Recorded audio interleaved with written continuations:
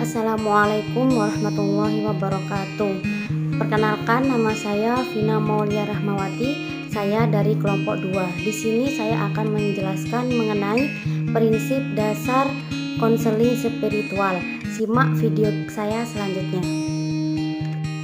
Yang pertama yaitu saya di sini akan menjelaskan mengenai pengertian konseling spiritual. Spiritual itu sendiri adalah hubungan antara manusia dengan Tuhannya, atau dapat disebut dengan jiwa religi seseorang. Jadi, konseling spiritual itu sendiri adalah konseling yang mengarahkan konseling kepada Tuhan dengan asumsi dasar bahwa manusia adalah makhluk ciptaan Tuhan. Manusia mengalami putus hubungan dengan Tuhan akibat dosa. Akibat lanjutan dari dosa adalah manusia mengalami luka batin yang perlu disembuhkan melalui relasi konseling yang dikatakan oleh Vitoha 2003, Sinabel 2006. Dan proses penyembuhan dicapai melalui strategi konseling yang merupakan rencana dari dasar intervensi guna mencapai tujuan konseling, yaitu menyembuhkan luka batin. Prinsip-prinsip konseling spiritual bagi pribadi muslim yang berpijak pada pondasi tauhid, pastilah seorang pekerja keras. Namun nilai bekerja baginya adalah untuk melaksanakan tugas suci yang telah Allah berikan dan percayakan kepada hambanya. Sehingga pada pelaksanaan bimbingan konseling ini, pribadi muslim tersebut memiliki ketangguhan pribadi tentunya, dengan prinsip-prinsip sebagai berikut. Yang pertama, selalu memiliki prinsip landasan dan prinsip dasar, yaitu beriman kepada Allah. Yang kedua, memiliki prinsip kepercayaan, yaitu beriman kepada malaikat. Yang ketiga, memiliki prinsip kepemimpinan, yaitu beriman kepada nabi dan rasulnya.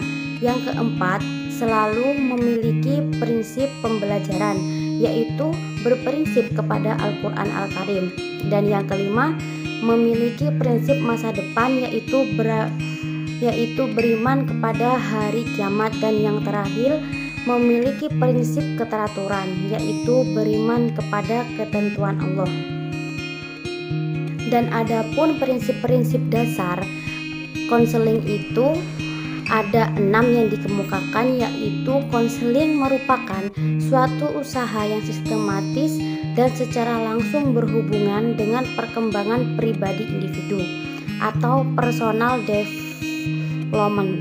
Yang kedua, model pelaksanaan konseling ditentukan oleh proses perilaku individu yang disebut dengan individual behavior process. Dan yang ketiga, konseling berorientasi pada kerjasama yang disebut cooperation, bukan suatu pelaksanaan terhadap individu untuk mengikuti konseling. Yang keempat, konseling berasumsi bahwa manusia memiliki kemampuan untuk mengembangkan dirinya sendiri yang disebut capacity for self-development. Yang kelima, konseling didasarkan pada pengukuran harga diri individu dan hak harkat martabat. Dan yang terakhir yaitu yang keenam, konseling merupakan suatu proses pendidikan yang berlangsung berkesinambungan dan berurutan, continuous sequential equation process. Selanjutnya yaitu di sini saya akan menjelaskan mengenai unsur-unsur konseling spiritual. Ada banyak kesempatan yang dapat membuka mata para pemateri konseling tentang isu-isu agama dan spiritual. Ada 2 unsur penting yang ada dalam konseling spiritual, yaitu konselor dan konseling itu sendiri. Kalau konselor itu sebagai pembimbing, yaitu orang yang mempunyai kewenangan untuk melakukan bimbingan dan konseling Islam. Sedangkan konseling sendiri, konseling atau yang bisa disebut klien, ialah individu yang mempunyai masalah yang memerlukan bantuan bimbingan konseling. Menurut W.S. Winkle dalam bukunya Bimbingan dan Konseling di Instansi Pendidikan mengemukakan pendapat syarat sebagai seorang klien, yaitu motivasi yang mengandung keinsyafan akan adanya suatu masalah, kesediaan untuk membicarakan masalah itu dengan penyuluhan, dan ada keinginan untuk mencari penyelesaian dari masalah tersebut. Dan yang terakhir yaitu di sini saya akan menjelaskan mengenai tujuan konseling spiritual.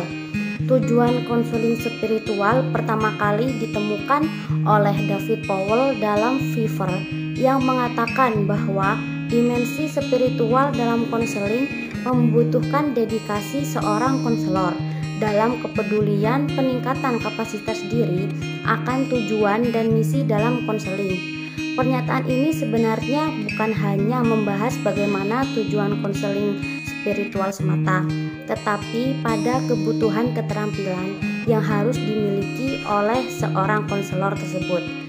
Sedangkan tujuan umum dari konseling spiritual atau keagamaan ialah memfasilitasi dan meningkatkan kemampuan konseling untuk mengembangkan kesadaran beragama atau spiritualnya dan mengatasi masalah-masalah yang dihadapinya.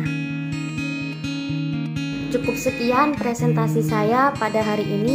Mohon maaf apabila banyak kesalahan. Wassalamualaikum warahmatullahi wabarakatuh.